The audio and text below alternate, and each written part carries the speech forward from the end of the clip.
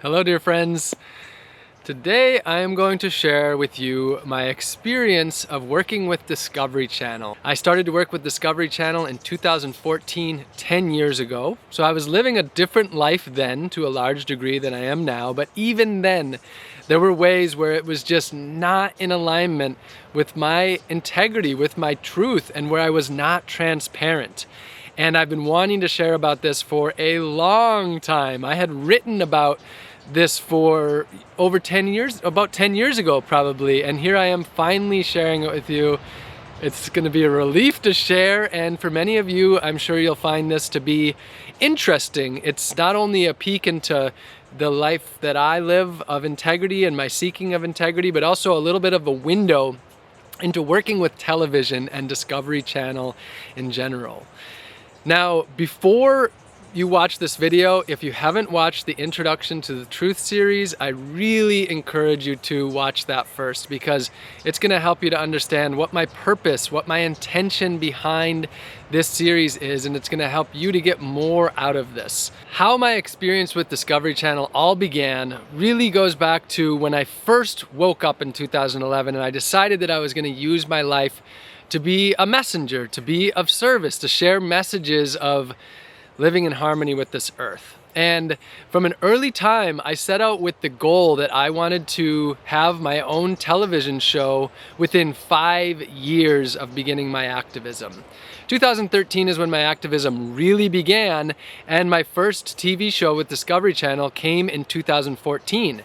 How it came about was actually a friend of a friend knew what I was up to, and they were casting for a show called Tethered, which was a spin-off sort of Naked and Afraid. And they reached out to me and said that there would be a lot of interest in me doing the show, and so I decided to put in my interest, and they got back to me, and they were indeed wanted to have me on the show called Tethered. So that was the beginning. It was just a sort of by chance connection from college that led to Discovery. And I might as well show you also right now. I have my notebook here with notes to help me to tell this story. I want to make sure to get all the details. So when I'm looking down, that's what I'm doing. I'm looking at my notes. So 2014, I was selected to be on Tethered, and I was very excited. At the time, one of my biggest inspirations was Bear Grylls, and the idea of being on Discovery Channel was a very big deal to me. It was totally in alignment with my life trajectory, with my mission, and it was happening sooner than I had even really hoped to break into the TV world. It was summer of 2014, and I was selected to be in the bayous of Louisiana, the swamps of Louisiana. At the same time, I was actually on a bike ride I was about to embark on a bike ride across the country, so I was able to bike from San Diego right up to the set in Louisiana. I think it was about a month and a half, 2-month bike ride. And I was very excited. I had done my research of what, interacting with the alligators and what to eat in the bayou and how to survive. I mean, it was a survival type show. And so I was feeling quite prepared, very excited. I was 100% there to do this in integrity, for it to be totally real, to not get involved in anything staged whatsoever. And the first night, they isolated me from who would be my person that I'd be tethered to.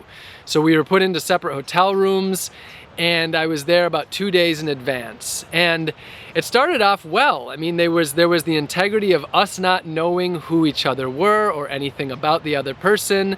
And after I think I was there for 2 nights, they dropped me off in the Louisiana bayou on a jet boat. And then shortly later they brought in my partner, Kevin.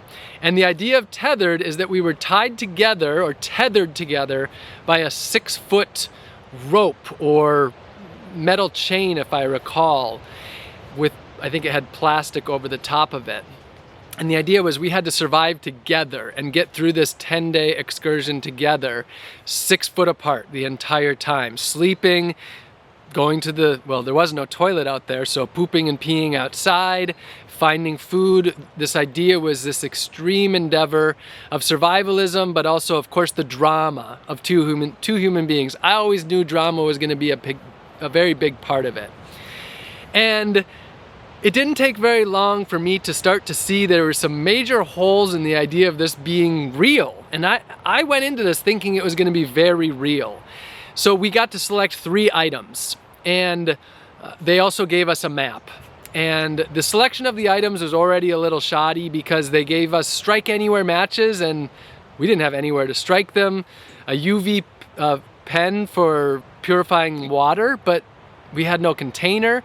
So I could already see, like, have they really thought this out? How we're gonna be able to do this? It's the swamp. There's no rocks for the strike anywhere match. So very quickly I was questioning how much had they really thought this out? And when it really hit me pretty early on was the map. The map was a fake map. And already we were expected to, you know, pretend with this map. And I don't remember the exact details. I don't think at the time it was like this clear giveaway, but it was already within an hour, within minutes possibly, that I was seeing a challenge of being able to be in integrity. We set out across the swamp, and there was a lot of realness to this. Being with the alligators, very real. The first 2 nights not being able to sleep, or maybe 3 nights because of the mosquitoes being some of the most extreme mosquitoes I've ever experienced, very real. However, the production team was very willing to cut what other corners there were to make a show. Just 12 hours into the day, Kevin, my partner, decided to quit. And he actually took off the tether that was supposedly locking us together. At the beginning of the show, they show us locking us together. Well, in reality, there was a quick release valve, so you could take it off in an instant. And there he did. He took it off right there, and he walked over and told the people, "I quit." Now, the problem was that normally they'd have a backup and they'd be able to bring someone in. Well, they had no backup, and so their job became to convince him every single day to stay, and basically they needed to get him to stay for 5 days to get enough content.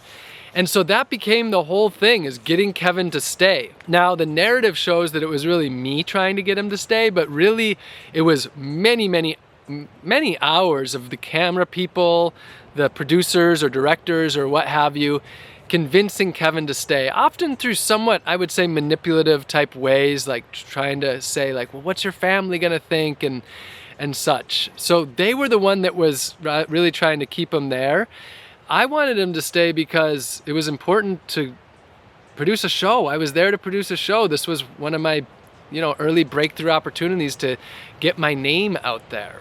One of the early on issues is that they told us we were not allowed to use any trash as resources. So if we found a plastic bottle, for example, and the idea was so that we looked like we were more deeply in the wild.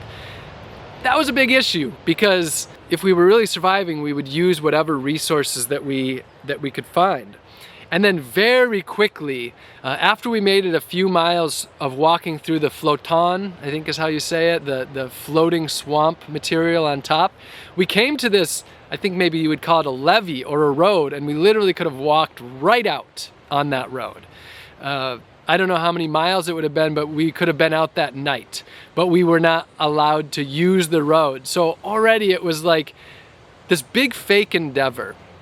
And I'll talk a little bit more about how not all TV shows are fake by any means. And from what I learned of my time with Discovery Channel is it really comes down to who the producers are. It's some are in very high integrity and some aren't. But with that being said, I was able to still live in integrity and that I was surviving. Now, a couple days in, one of the people came over to me. We hadn't really eaten for the first couple days, if I recall. And they said something like, "You should go look over there." And I was like, why? And they didn't really tell me why. And I went over and I looked over there, and then sure enough, I found a snapping turtle. Now, when I say found, I'm pretty sure they placed it. And it was moving so slowly that they might even have had it in a cooler to keep it moving slowly, because I was able to pick it right up. And I had to still kill the snapping turtle and cook the snapping turtle, and oh, that reminds me, I think even they had to help us with starting the fire because there was absolutely nowhere to use the Strike Anywhere matches. We had plastic zippers, so there was genuinely nowhere. So if I recall, they started the fire as well. And I look back at that eating of the turtle with a great level of mourning, because if I was in a true survival situation, I would eat a snapping turtle. But otherwise, I don't really have a calling to eat turtles. They are very much an animal that I hold close in a way that I don't eat them. I hold all animals close, but there's something about turtles that dates back to it didn't feel really an integrity for me. That said, nothing is black and white, and there's certainly areas where turtles are in a high population abundance and where it is within the ecosystem balance to be able to harvest them. And there are people who have lived in harmony with the earth for a very long time that have harvested and eaten turtles. But it did not feel good for me to be eating that turtle. Now, on another note, of all the things that I'd be the most embarrassed about of the public seeing of something that I've actually done on TV was that I ate the beating heart of the turtle, which that feels wonderful for me. No issue with that whatsoever. But I said the reason that I was doing it, something along the lines of this is what Native Americans would do or do. And I don't know where I got that idea, where that was coming from. And you know, I look back at that definitely with embarrassment, but the embarrassment comes from, it wasn't from a place of integrity, of really knowing. It may have been some sort of, you know, entertainment. And I have a lot of Native American friends, a lot of indigenous friends, and it would be very embarrassing for me to have that be seen. And so that's one of the embarrassing things that I'm sharing. So that snapping turtle was basically faked to a large degree. And then another thing they did is they actually placed a 100-pound alligator snapper that was somebody's pet, or I think the stunt person I think had some animals that would be used for TV, and they placed it. That was staged as well. Towards the end, we ate some crawfish. They pulled those out of a cooler that were on ice and put them in the water, and then I harvested those and cooked them and ate them. That was a big fallacy.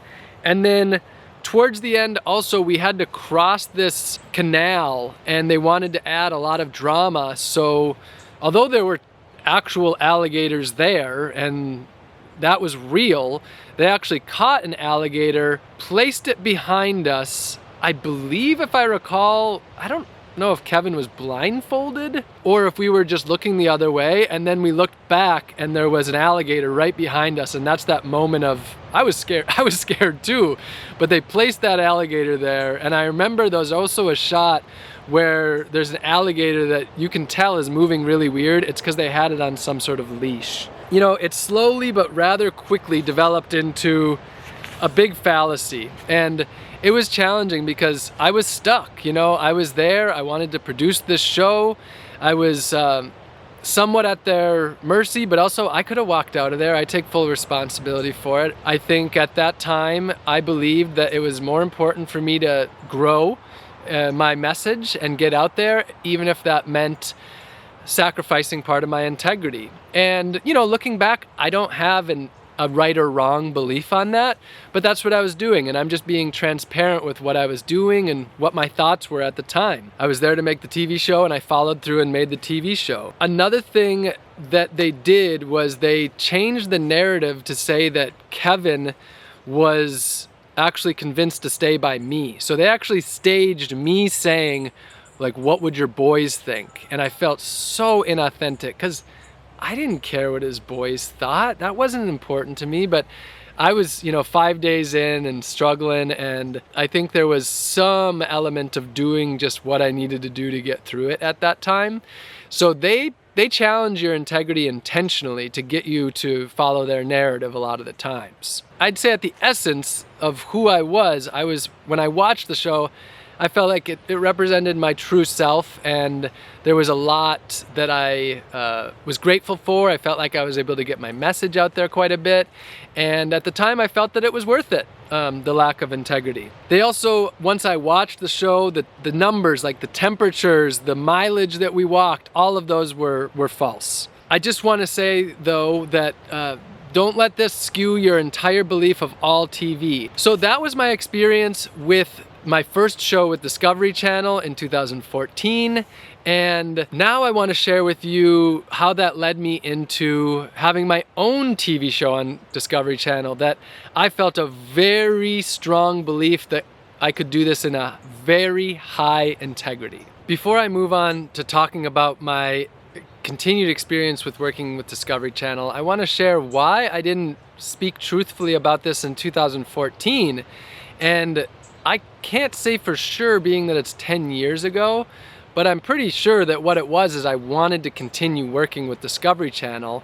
And if I had been fully transparent and honest about it, I don't think Discovery Channel would have wanted to continue working with me. And so I was, again, willing to not be truthful and to not be coming from a high place of integrity, because I didn't want to burn my bridges with Discovery Channel, because I wanted to have my own TV show. It's possible there was even something in the contract about non-disclosure or something like that, but I don't recall. So moving on to what happened next, when I had finished biking across the country, they actually invited me into the Discovery Channel headquarters to host a little event with many of the staff that had been working on Tethered. And on that day, I got to meet, I believe it was the CEO of Discovery Channel or the COO, and I met numerous people that were higher up, and I put it out there. I said, I'd like to do a real show with you. I'd like to have my own show, and I think I have some real value to bring. And they agreed pretty quickly, and they put me in touch with one of their production companies that they work with, and the production company went to my website, looked at some of what I'd done, and they said, how about we do this?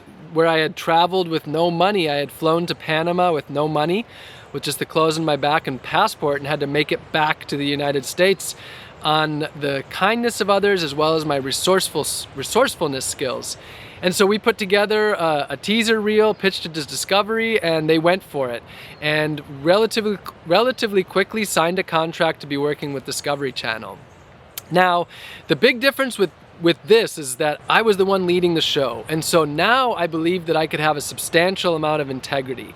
And that was the central discussion with the production company that was based out of London, was integrity. We were talking about going really far. We were talking about breaking down the third wall, having the cameraman be visible so people could see what was really going on there.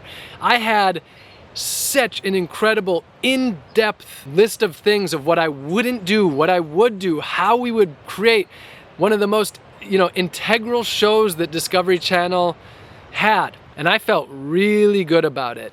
I remember going to London, I believe twice. They flew someone out to San Diego once who ended up being the cameraman, James. And everything was looking really, really good to do an incredibly authentic and genuine adventure. I think it was late 2015 or so, summer 2015, so maybe less than a year after the Tethered show had been filmed, and I landed in Rio de Janeiro, Brazil. Really set out for a 10-week adventure, 70 days of traveling from Rio to Panama with no money, with just the gear on my back, just the basic gear, and getting no support from the crew whatsoever. We set up a very solid system where I would get no support, and the cameraman, James, would be with me almost attached at the hip, like almost always. And he would actually be immersing it in it as well. That's what they decided. Now, he ended up immersing in it as in he was on the entire challenge. Originally, it was supposed to be just that he was immersed in it some, not that we were both doing it fully together. But that's what they ended up slipping in without my consent, and maybe without even really being honest about it. If I recall, no, actually, now that I think about it, they were never honest about it. It was always he was going to be like 10%. So we broke down that third wall. We had the transparency, but I was still doing my thing. Well, the way they did it is they brought in him as basically a 50-50 character. Well, the big challenge is that James did not have the same intentions as I did. Early on, he realized he had the wrong size sleeping mat, so the crew gave him a different sleeping mat. Now, if you're traveling with no money, you don't have a crew to give you a sleeping mat. So from the very beginning, I was having challenges with integrity because now he was 50-50, but he wasn't living in the integrity, and this was now my integrity that I was feeling pain over. And, it was very important to me this is a message that was reaching millions of people. So for example, when he would get a beer, and here I was showing that, you know, we're traveling with no money, so I'm not going to be getting a beer. We have so little. And then also, this was a beer that was just a major name brand that is not a brand of integrity, that's a part of exploitation and destruction. So I was thrown into this whole thing of having to balance how to do a show of integrity when they dumped a new narrative on me without consent. And here I am trying to survive. I'm having to find, you know, food, water, transportation, earn some money, places to sleep. And the hardest part about the entire show ended up being none of that. It ended up being the many, many meetings that I was having with the production team, and the number of times that they were trying to get me to break my integrity and create drama. They were really pressuring the drama a lot. You know, there was other areas where I think they really were trying to make James and I not get along and to fight, and they really didn't share the truth of the story. For example, one time James said on camera, "I'm starving." And I had to say, you know, we're in front of national TV or international TV, and I said, "You're not starving, James, you're hungry." And the way they framed it was just me being, you know, kind of mean to James. But this is very important. There's genuinely people in the world that are starving, and we were not starving. We had eaten some 12 hours prior. He was hungry, not starving. So it was a challenge, and they really, again, turned largely the show into a big drama. Whereas we had the real content. We had a beautiful opportunity. This had stemmed from my previous trip, and I had created a video. I traveled through Central America with just the clothes on my back and passport, but was making a short film. And how I did that is the people that I met along the way, they filmed and emailed the footage. And at the end of the I think it was 37-day trip, I had footage from about 28 people, and we patched that together into a short film of about 5 minutes. And at that time, it got over 25 million views. The concept was proven that we could reach people through what I was doing in a way that really spread positive messages. But they decided to turn it into one big drama, and it was such an incredible disappointment. And at the time, I was still, and still am today, really working on compassionate communication skills, and I was far from as compassionate as I would have liked to have been with James and with teammates. And it was a big struggle.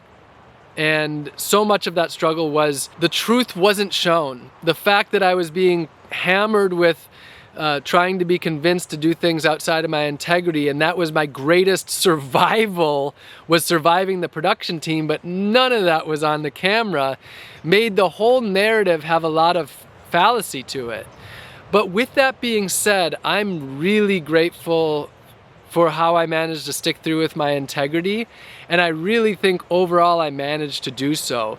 I can't remember really saying anything that wasn't true, but I never accepted help from the production team, even when I could have very often. I never accepted money from them, or rides from them, or water from them, or first aid from them, or anything of those sorts. But when I watched this show, I was pretty disappointed with it.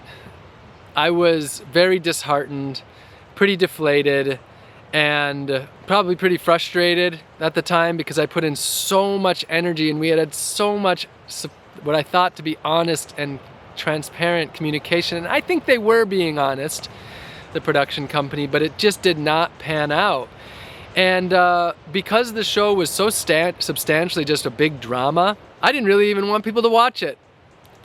I would say overall, it was probably one of the things that I was the least proud of and was least in alignment. The shows that I had with Discovery Channel were so far from being the things that I was the most excited to get out in the world and share with the world. And it was so ironic, because same concept I had done for a couple $100, flying one way, and producing a video that reached tens of millions of people. The whole thing cost me in the hundreds of dollars. This whole show, I believe the budget ended up being closer to $2 million for the 6 episodes. I think it was about $300,000 an episode. So between $1.5 million and $2 million. And I don't think it reached as many people as the simple video that I did with my trip.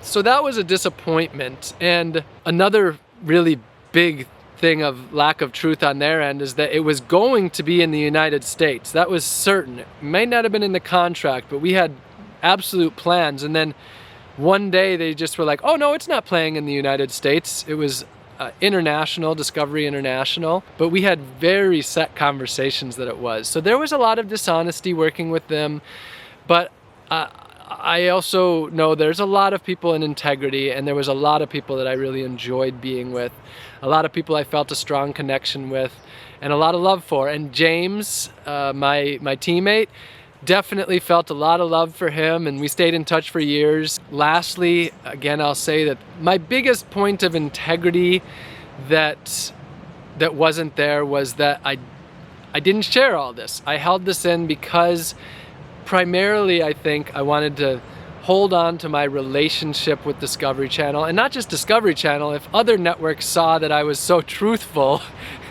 I don't think they'd have wanted to work with me. And you know, with complete transparency, as I've come into this place of such a level of truth and transparency, over the last years, I have way fewer production companies and opportunities reaching out to me. I used to get so much of that, and now I don't know if they can see that I'm not going to go with their lies or, you know, their facade, their fallacies. So I'm really grateful to have been able to share my experience of working with Discovery Channel with you.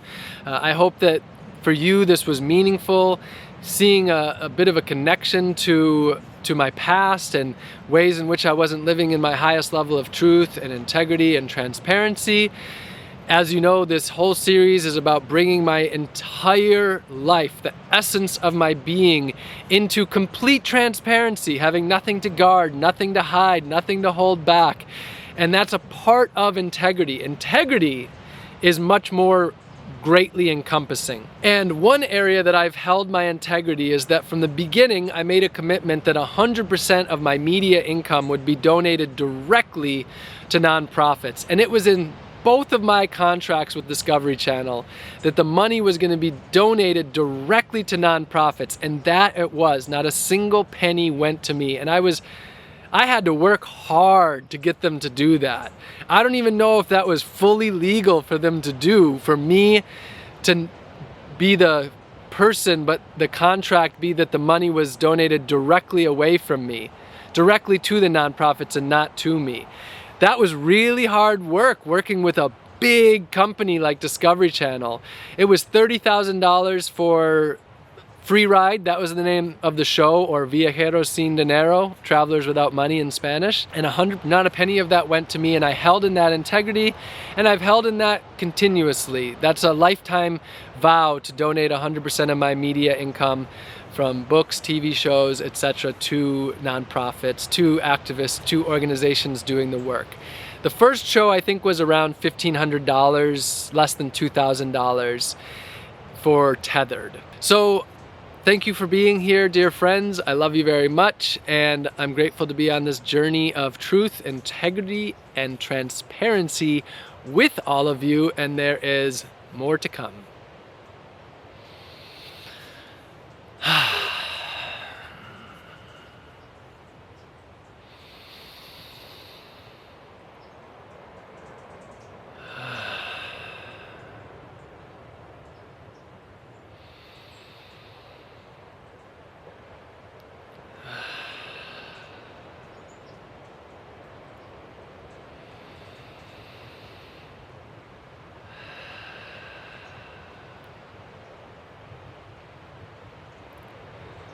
Letting go of everything that no longer serves me and does not serve me in being of service to you.